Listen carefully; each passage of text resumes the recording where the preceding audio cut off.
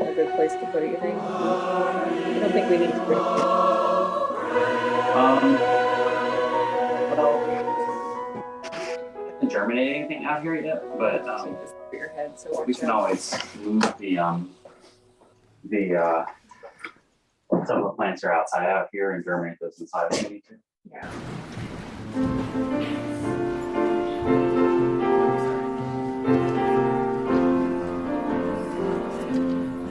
Come and go with me to that land. Come and go with me to that land. Come and go with me to that land. Where I'm bound, where I'm bound. Come and go with me to that land. Come and go with me to that land. Come and go with me to that land. Where I'm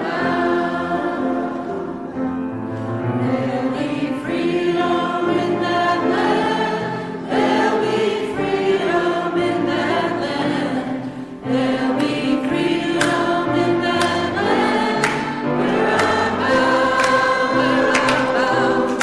There'll be freedom in that land. There'll be freedom in that land. There'll be freedom in that land. Where I'm bound, there'll be justice in that land. There'll be justice in that land. There'll be justice in that land. Where I'm bound, where I'm bound. There'll be justice in that land. There'll be justice in that land. There'll be justice in that land. Where I'm bound, there'll be singing in that land. There'll be singing in that land. There'll be singing in that land. Where I'm bound, where I'm bound. There'll be singing in that land. There'll be singing in that land. There'll be singing in that land. Where I'm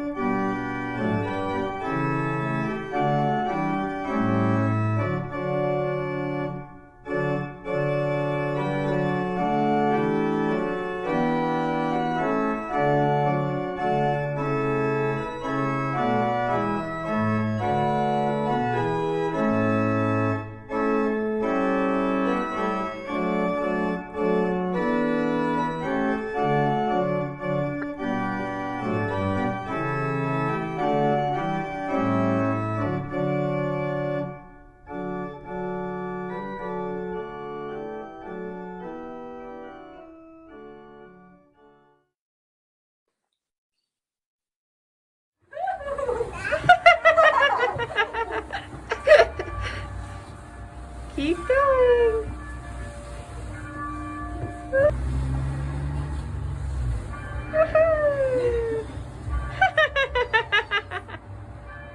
All right.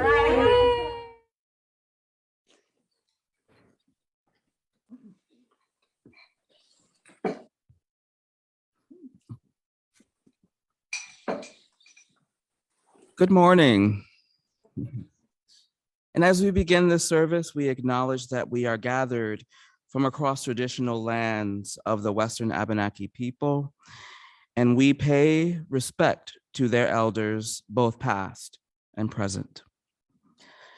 My name is Vertus LeVar Robinson. I'm the ministerial intern for the Unitarian Church of Montpelier for about a month and a half left. But as today's worship associate, I extend to you a warm welcome. Thank you for joining us in this time of worship from wherever you are, whether you are in the sanctuary here, on Zoom, on Facebook, or watching the service on your own time. We appreciate your presence and your fellowship. For over 155 years, the Unitarian Church of Montpelier has been a sanctuary for those seeking both spiritual sustenance and peace and justice in the world. And whether you are a newcomer, a longtime member, or somewhere in between, every one of you is part of our beloved community, and we are so glad that you are here. Any and all newcomers to our congregation and worship service are invited to fill out our welcome form shared right now in the Zoom chat and available at the welcome table here in the sanctuary as we can connect with you outside of our service. And if you are joining us in Zoom, the chat function will be on for much of the service. It is a great way to publicly welcome and support one another and to affirm the hard work and effort of our worship team. And to share good vibes and positive thoughts with one another. For technical issues and constructive thoughts, please send a private message to one of our Zoom hosts, indicated with an asterisk by their names, and join us for coffee hour virtually after the service to share them there. And thank you to our greeters and our usher, who are offering hospitality and tech help throughout the service.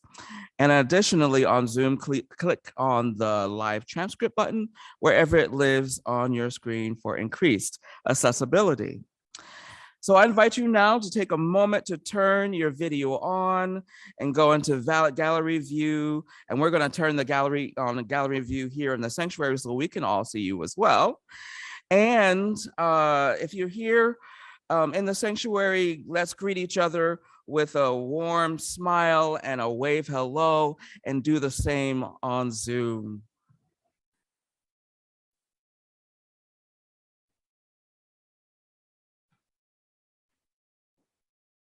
I'm gonna do a little romper room thing. I see Judith, I see Sandal. Oh yeah, they don't know about romper room these days, do they? But it's great to see all of y'all on Zoom and all of you in the sanctuary as well. Now, I have a few brief announcements about the life of our congregation. First, we'd like to welcome our guest speaker this morning, Maeve McBride. No stranger to us and no stranger to Vermont, but we are so glad to have you here in our sanctuary, worshiping with us and providing us a deeply needed message. So we welcome you and we thank you for being with us. And you can read more about Maeve in the order of service that you received today and found in the Zoom chat. And additionally, we are grateful, eternally grateful for all who have submitted pledges for our upcoming church year. The theme of the pledge drive was Emerging with Hope, and we celebrated last Sunday with coffee and bagels, braving a Vermont snowy spring day. Many blessings to all you who fellowshiped with us last week, but we are still accepting pledges that will support the church year next year, as the time has come to propose that budget to the church congregation for approval at our next annual meeting next month. So if it wasn't for those pledges and for your generosity, I would not be here right now, and that is the truth. So I'm deeply, deeply appreciative of all of your generosity and providing this unique, very, very much unique, but amazing learning experience as I wrap up my time with you as an intern, and perhaps be able to continue joining you in a different role. So that being said, if you haven't got your pledges in, time is winding up, but it's not too late. So thank you. You can find information about that on the website, as well as a letter from the chair of the Stewardship Committee, Charlotte Root, who explains a little bit more. All right, and more details for these and all upcoming events, including there will be a virtual coffee hour about the General Assembly. So if you're interested in knowing more about the General Assembly and even probably becoming a delegate, feel free to join us online for that breakout room during coffee hour. And please fill out or sign up for the weekly newsletter to find out more details about the upcoming events of our church community. And now, as I need to breathe and welcome this beautiful, wonderful spring day, please breathe with me.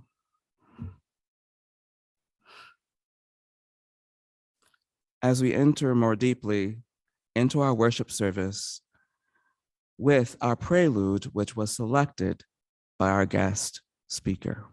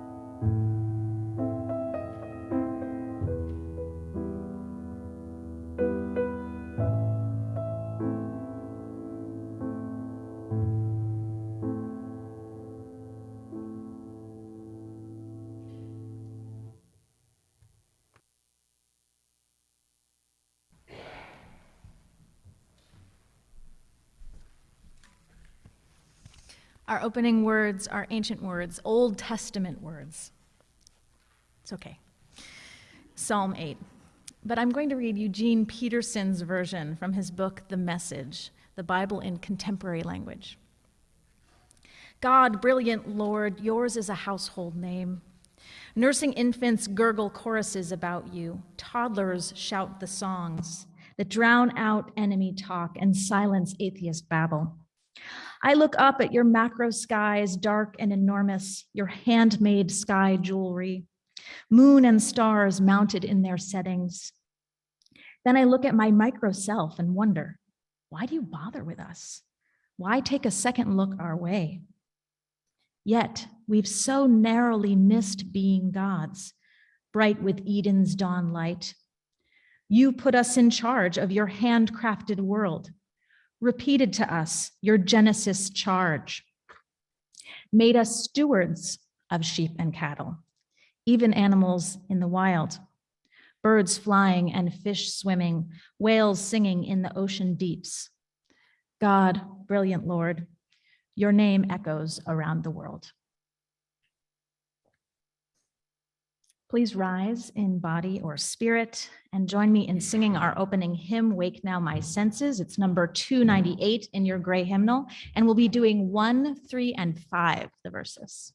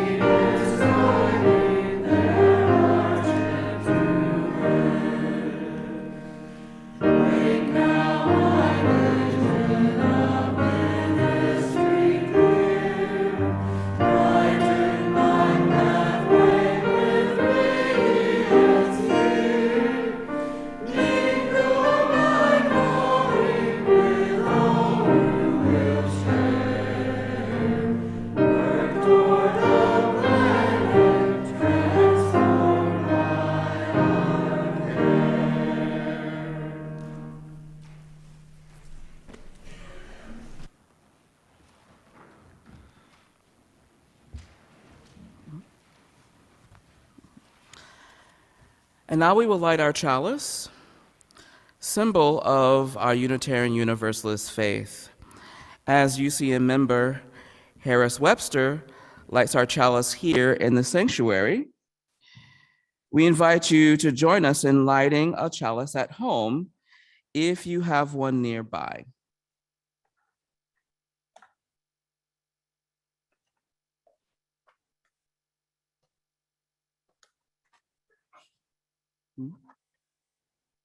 It broke.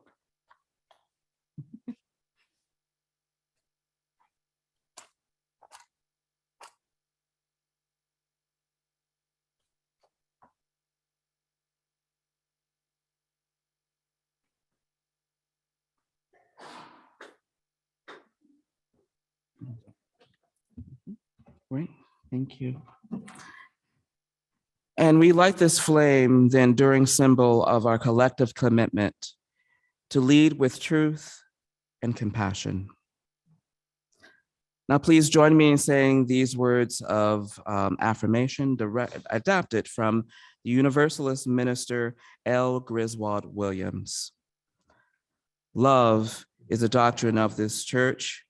The quest for truth is its sacrament, and service is its prayer. To dwell together in peace, to seek knowledge and freedom, to serve human need, to the end that all souls shall grow into harmony with the divine. Thus do we covenant.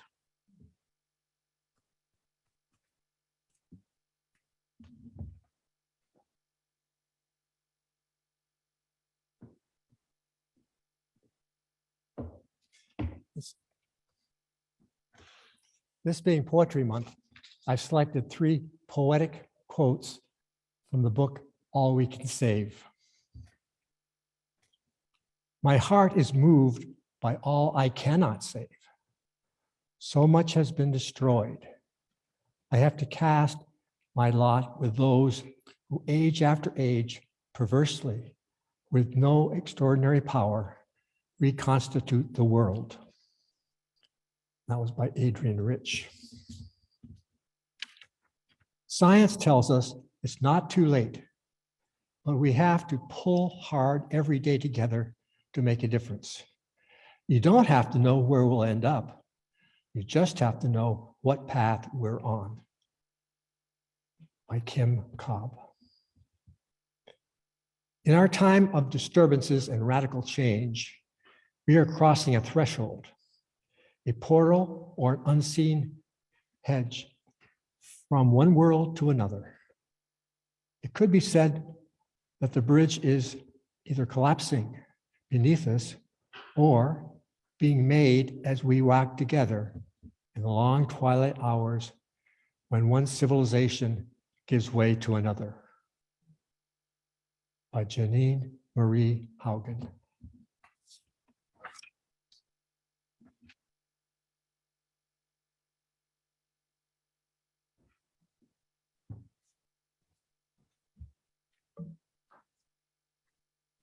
It is that beloved time for all ages, and I have a song to offer today to teach and to sing with you. I don't know if anyone would want to come up, if there are any young people out there that might want to come up, no pressure. We can do it from where we are, especially with the singing, maybe more comfortable to just stay where you are. This song is called Mean Things. And it's originally by John Hancock, who was a song leader in the Southern Tenant Farmers Union movement. And the version that I'm going to teach you today, some of you might know. It's been sung here in Vermont in different movement spaces, and it's a version that was created by my friend Avery Book, who has spent time in this congregation, I believe. Yes, who is a Solidarity singer leader, if you don't know him, song leader for the Poor People's Campaign. So really good to attribute these things. And it's a zipper song. So a zipper song, right, is a song that we can throw in words that are meaningful for us for now. What is happening now that we need to lament, or that we need to give inspiration for something different. So let's learn the first how the song is, and then we'll get to the zipper part, and that's where I'm going to need your help. So I'll sing one line, and then you sing it back to me. Okay. There are mean things happening in this land.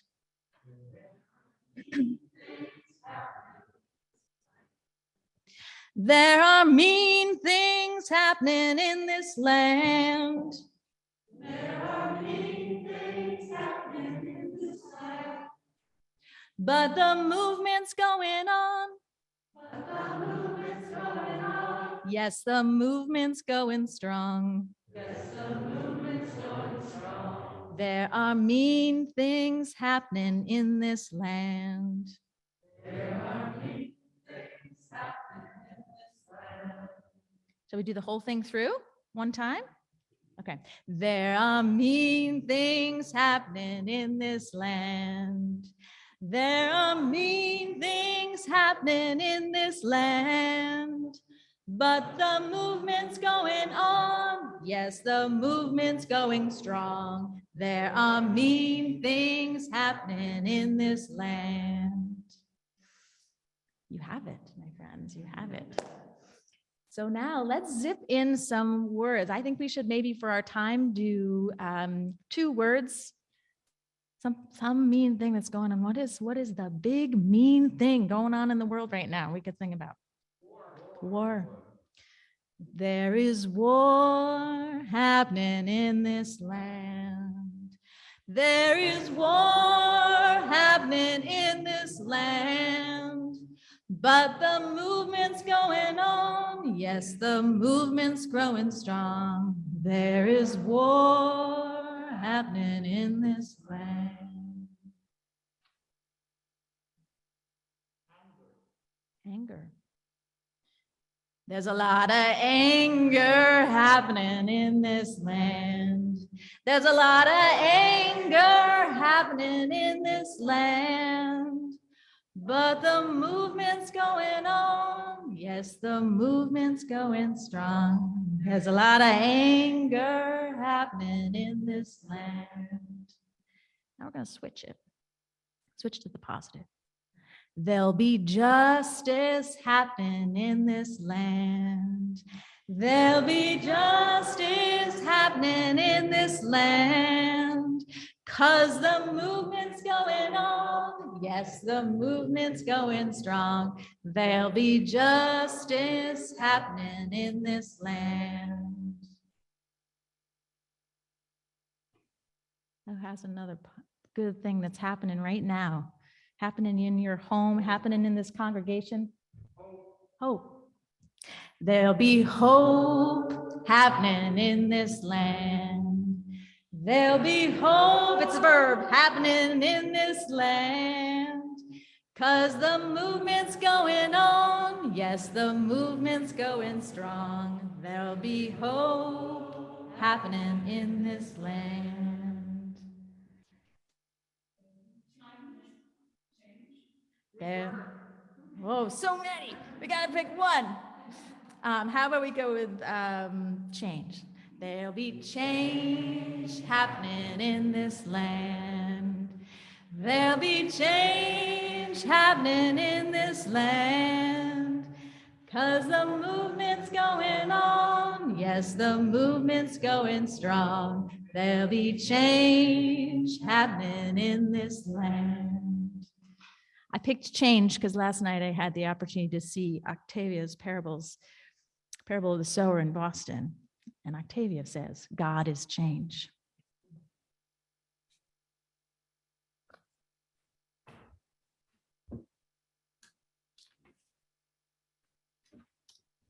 Thank you so much for that time of all ages. Give me some ideas. Wonderful.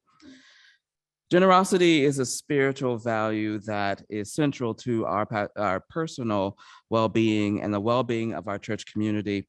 It is a blessing and a privilege of our free church tradition to support the shared values of this congregation with the generosity of our collective financial resources. Each month through our UCM Community Pouch program, we share part of our collection with an important church fund or community organization aligned with our values.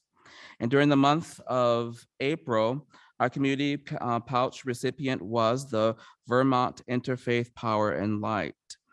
And the family, and the donations received this month were and will continue to be through the end of this month designated for supporting the newly established Ellie Cressy Webster Memorial Program.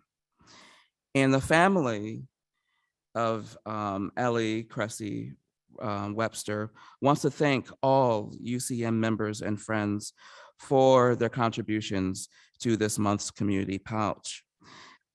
Many of you knew Ellie, but those who don't or didn't, she loved this church and was especially involved in our building. And if you like the nursery room with the colorful rug that I'm using temporarily as an office, and the shelves full of toys that I see when I walk in there, and the green rug, the restored fireplace, fireside room, Ellie played a major role in these and many other aspects of our building, especially her role in the improved weatherization of this church. It would have happened anyway, but it happened sooner because of her let's get it done now attitude. Again, many, many thanks. And you can still donate to the Community Pouch program. And also, there is a conference today by the Vermont and Interfaith Power and Light organization beginning at 1:30 this afternoon. And the details are in the current e-news.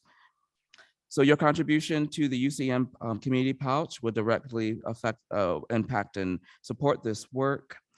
And for those of you who are in the pews, you can place your offering in the dark green pouch located at the end of the pew and pass it on and put it towards the center. And the ushers will be around to collect those during the musical offering. And if you're online, you can go to ucmvt.org and click donate to UCM. And there are options to contribute to the general fund, which supports the general operating budget of the church, the community pouch, or both. And you can also mail in the check to the church, or you can use our text to give option. Simply send a text message with the word give to 802-266-4848 and follow the instructions sent to you. We are so grateful to each and every one of you for your generosity in its many forms. And while the offering is given and gratefully received, please enjoy a musical offering from Danya Prince and Eliza Thomas.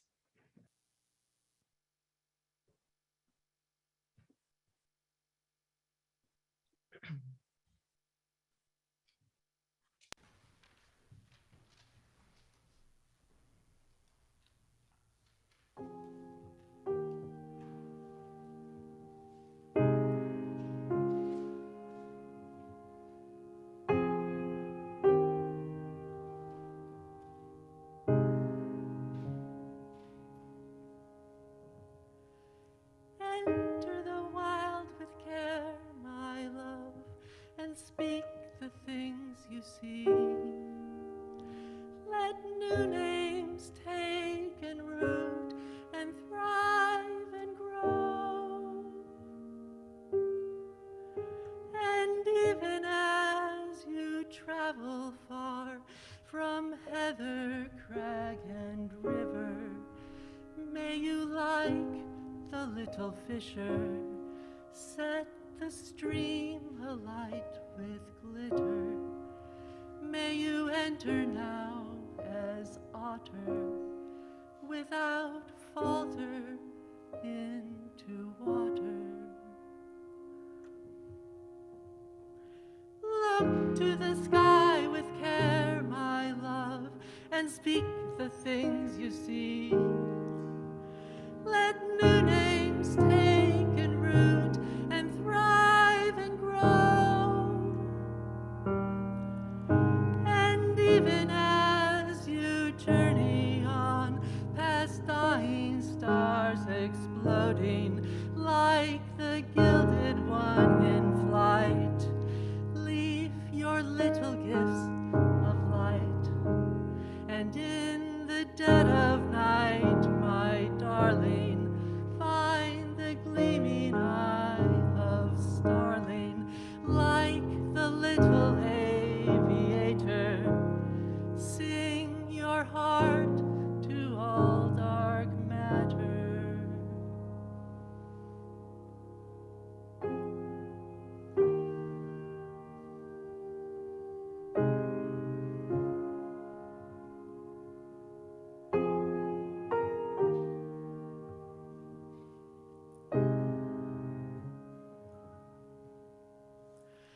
Walk through the world with care, my love, and sing the things you see.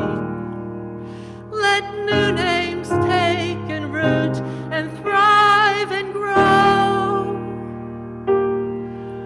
And even as you stumble through Macher sands eroding, let the fern unfurl your grieving. Let the heron still your breathing. Let the selkies swim you deeper.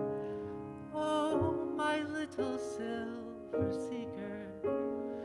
And even as the hour grows bleaker, be the singer and the speaker.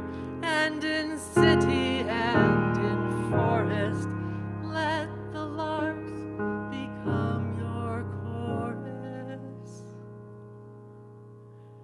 And when every hope is gone,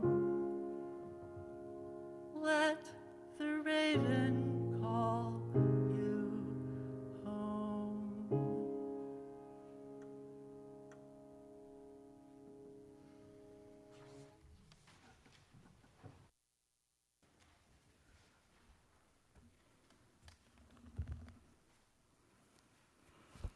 Thank you, Danya and Eliza, for that beautiful, beautiful musical offering that definitely ushered us into this time of meditation and prayer. And it is a time that we set aside for settling into quiet reflection and tuning into the conditions of our hearts and our spirits.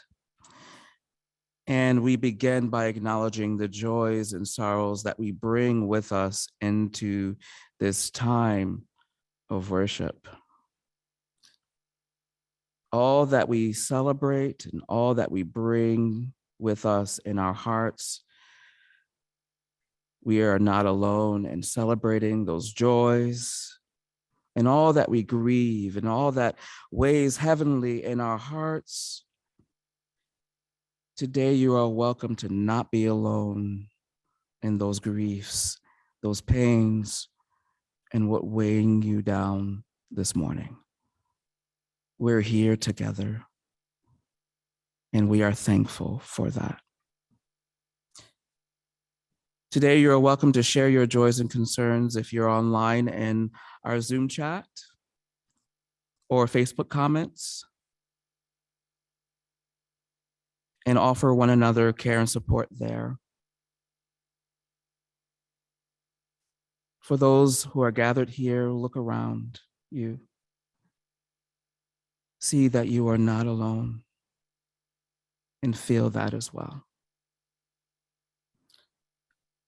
Art Stuckey is our lay pastoral caregiver this morning, and he will be available to lend a listening ear of care after the service. And for those of you who are online, his number is available in our church directory for an after service call. With all of the joys and sorrows that are being shared right now online and those that are remain in the silence of our hearts right now, may you know that you are held in the love of this community and the expansive love that moves beyond us. Now let's center ourselves as Diana Chase shares a meditation with us.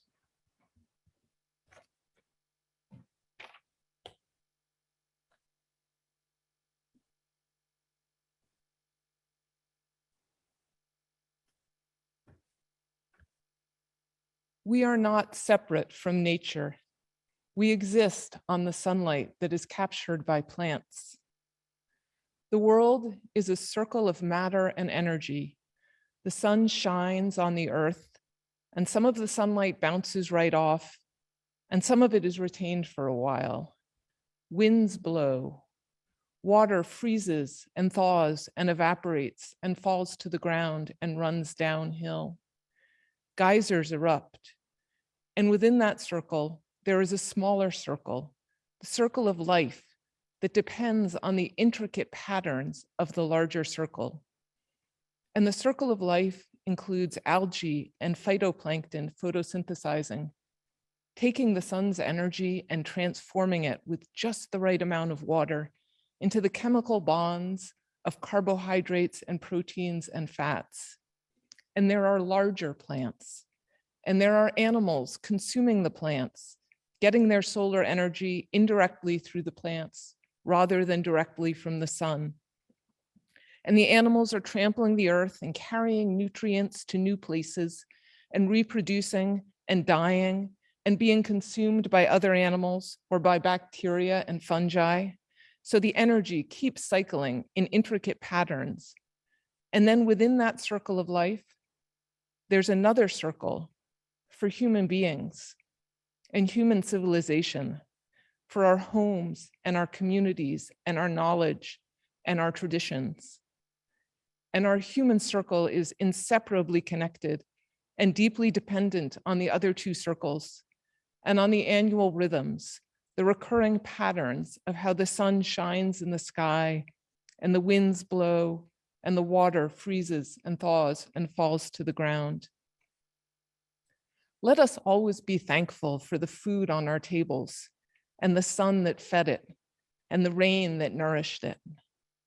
Some plant somewhere, a wheat plant, or an apple tree, or a carrot growing in a row on a vegetable farm, or maybe an alfalfa plant that a farmer harvested for hay and then fed to a cow, or a wild forest plant that was eaten by a deer. But some plant somewhere performed the photosynthesis that is powering your consciousness and mine at this moment. Photosynthesis channels the sun's energy into the miraculous compounds that power our own bodies and our own selves. We exist on the sunlight that is captured by plants.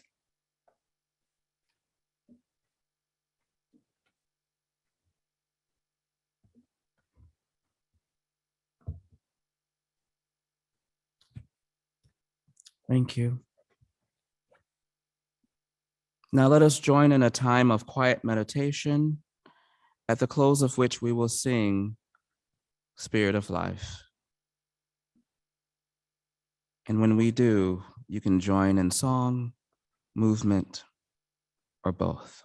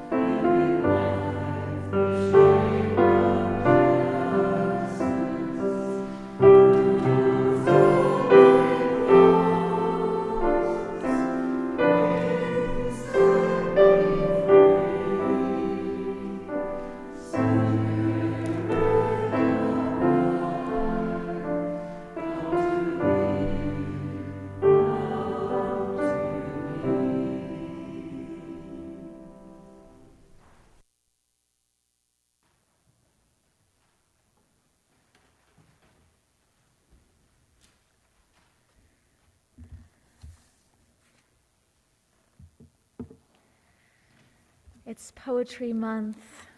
What's not to love about Poetry Month? The reading then will be a poem that's my own, a bit of a poem of my own, called Flowers and the Bees.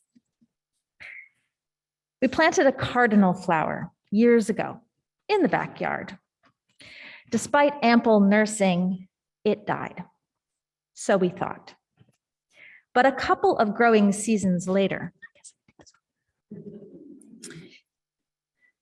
she re-emerged, resituated to better conditions.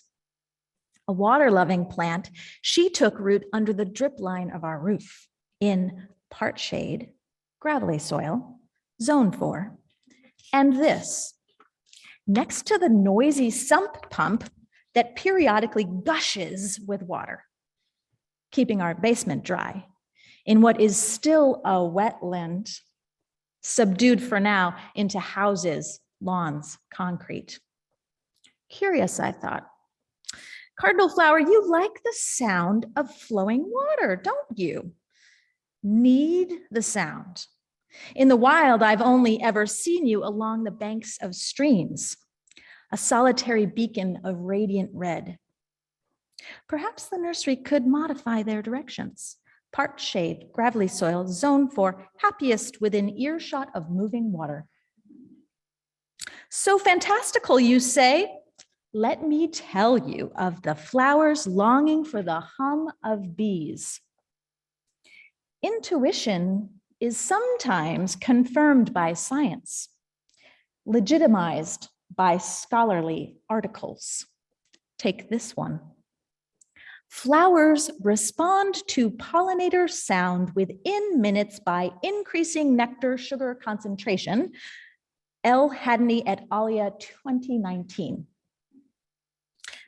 Said differently, flowers love bees. Over generations, they've shaped their flowery bits to amplify the faintest distant buzz. When heard, they prepare themselves for the pleasurable exchange, drawing up their sweetness to be smelled, sensed, augmenting their already attractively painted petals. Love me, they say. Come hither, handsome bee, and pick me. There ends the reading. I am just elated to be here, really. It's such a gift to have time to speak to you all on Zoom. Hello out there, virtual world. What a gift to be in person, bodies with bodies again a bit, you know. We just passed Earth Day, which is part of the reason I'm here. Your minister needed a break and I love to talk. Earth Day, it's not a thing to buy, right? But sure, get that e-bike. They're fun. It's not a donation to make, but please do if you can. It's needed. I've come to believe Earth Day every day, is about a relationship to build, like a close partner. Right? It takes daily maintenance. We talk about this when Mother's Day comes around, right? We can't just love on our mothers with one card once a year, right? That's a relationship we maintain every day of the year. Such could be with our Mama Earth.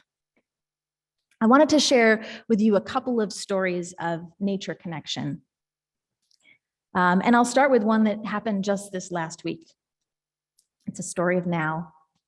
And it's about the harvest time for the wild leeks. Anyone have a leek patch there visiting about now? Yes, so tasty. I recently moved to a new area in the world, not so new, but I was Burlington based for a long time, and now I'm in Jericho on a small piece of land there. And I am building new relationships there with the people, with the critters, with the land. And so I reached out to a new friend there and asked where there might be some wild leeks. And she told me there's a spot in the land, on some of the land trust land. And so just the other day, I went with a friend, with my son, with our two dogs, and we walked. So we were searching. I didn't know exactly where it was. We're looking through the woods, and all of a sudden we see the gorgeous spring, vibrant green of the leeks. And there were just so plentiful, fields and fields of them. And I was in my joy. And I have begun doing a habit of sharing my love verbally with the plants. And so expressing that praise on how beautiful they are. And there were blue cohosh also popping up in different spots, and the hepatica. And I can get to the point of crying. I'm so joyful about the plants coming out.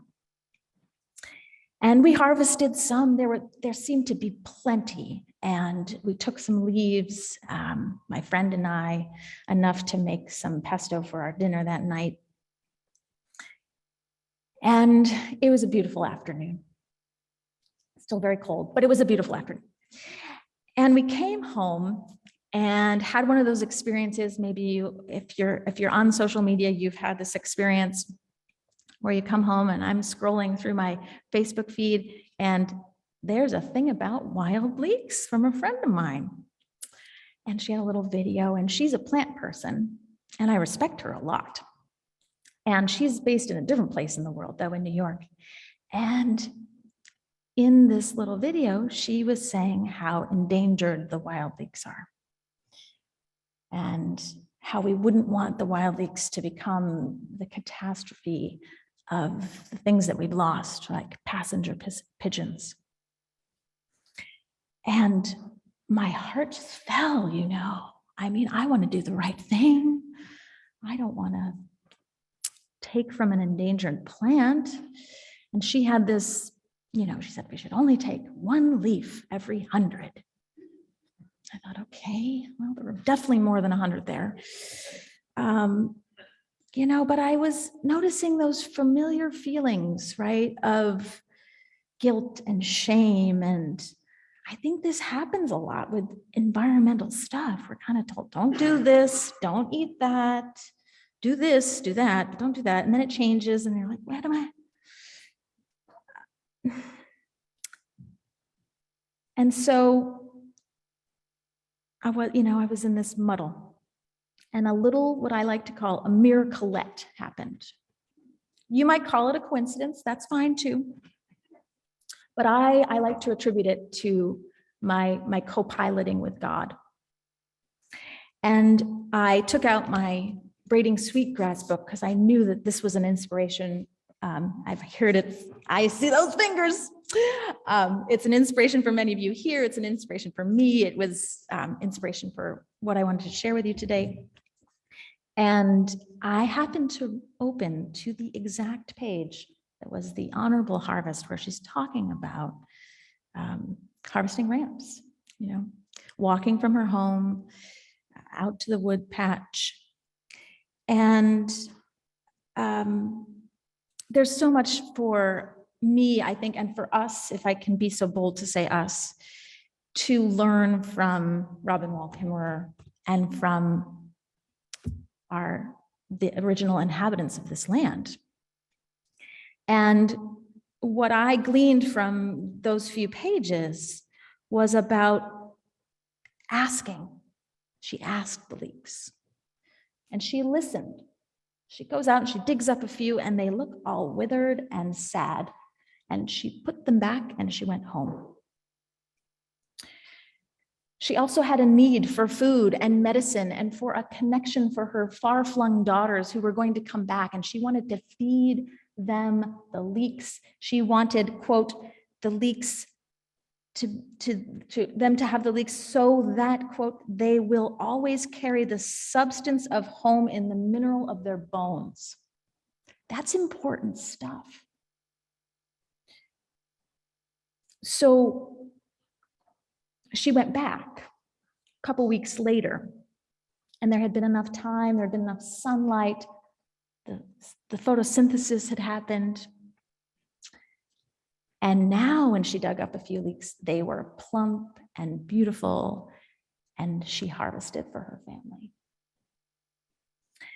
And so why I wanted to share that story with you is to say, what I want is to be in relationship.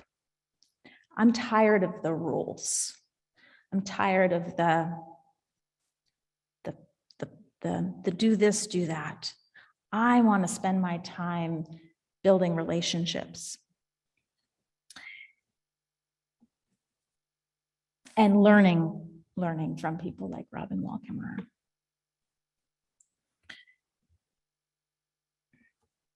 Not sure how many stories I can share, so I'm just checking the time. I'll share with you a contrast to that story from Dr. Kimmerer. And that is, I was sitting at the park and ride in Richmond with my husband, waiting for him to get on the commuter bus. And we had this moment, we're parents, you know, so it was this, oh, we have a few moments, let's check in. And so I was very concentrated on what he was saying, but I'm staring out the window at these 2 pine trees, beautiful big pine trees. The poor things are kind of squashed in between the parking ride and then the highway right there. And then all of a sudden, out of the field of my vision comes this woman just charging up this kind of embankment up to these trees. I'm like, oh, what's she doing? You know, did something fly off her car maybe? And she's looking for it. I mean, she was very determined, had this very determined aspect to her. And then I gather that she's actually gathering pine cones. She's picking up pine cones off the ground. And then I watch her come up to the tree and she literally took one of the boughs and she just went, you know, she yanked it off the tree. It looked kind of violent. I mean, I know that's a judgmental word, but it did have that aspect to it. And just her body language, her facial expressions. I didn't see her give gratitude. And so I kind of started to feel bad for those trees. You know, there they are, they're just by the highway and now they're getting knocked, and those she was determined to get those free boughs, I guess. And I think that's such a contrast, you know, to reading Robin Wall Kimmerer's, how she gathers from the land. But you know, I've been that woman too, right? I've forgotten to ask. It's a new thing for me. It's not a habit yet. My family also we would go on walks in the fall and collect bittersweet. My family liked to put on the table and things like that. And we didn't ask, we didn't listen. Those are not something that was in my culture at that time. But we did exchange, I think we did exchange a little bit. We had a lot of joy, we had a lot of laughter to give back to the woods and the fields. And I learned that. I learned awe, I learned love in those moments. So I'm skipping around a bunch. Give me a moment. I share these stories because I think they scratch at the surface of a very large need. A need I'm not even sure I can put into words.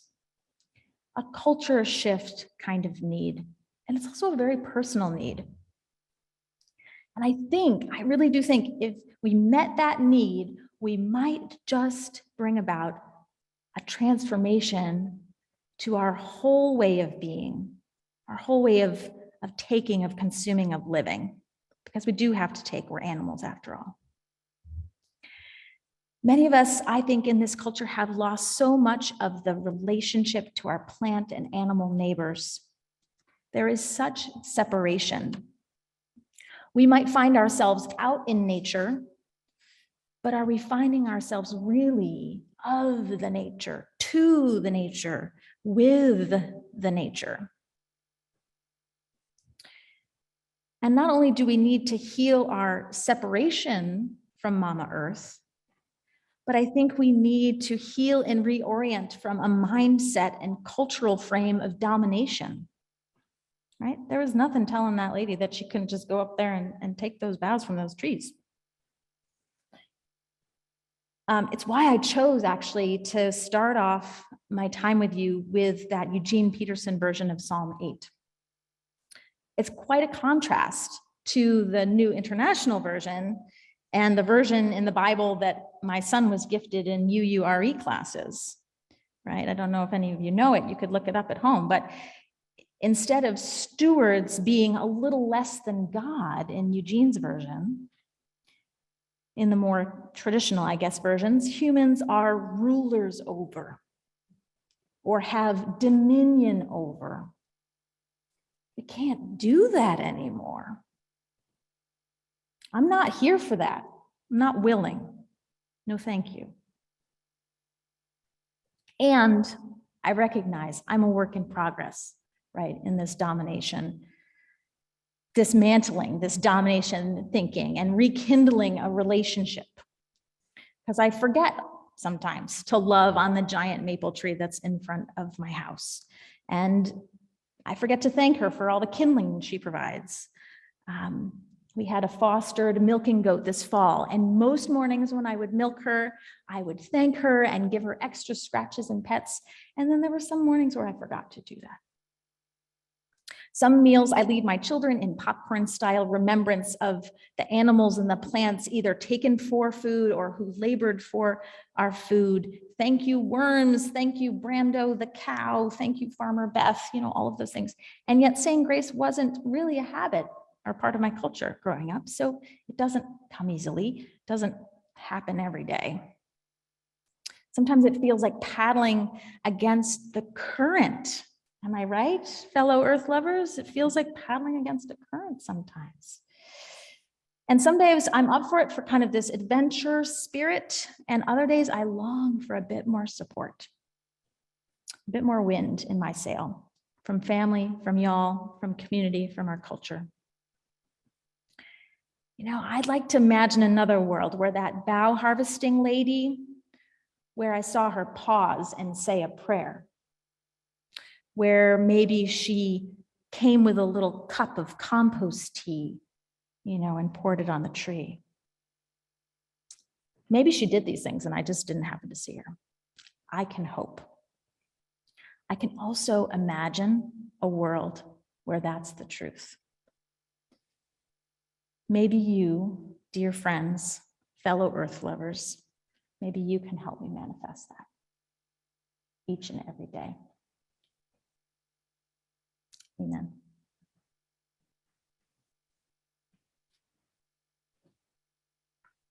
Closing hymn is a favorite Blue Boat Home in the Teal Hymnal, number 1064.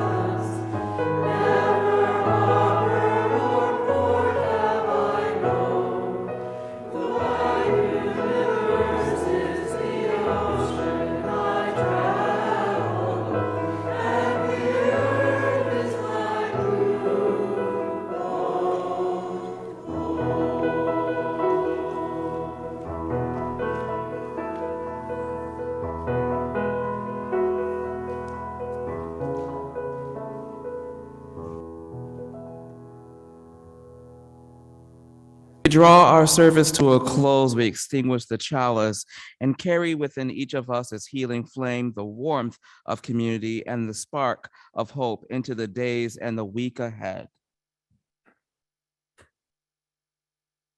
Now, please join me in saying our congregational mission statement.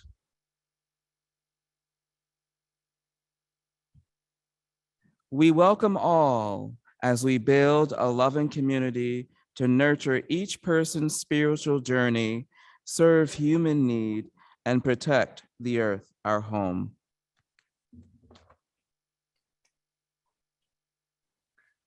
I invite you once again to turn off your video if you're on Zoom and go into gallery view so we can see everyone.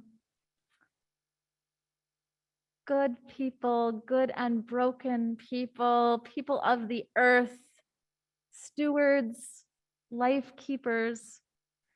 We are in hot mess times, times of destruction and war and collapse and climate crisis. Go gently, care for each other, care for the ramps, care for your trees, care. Conclude our service with the postlude.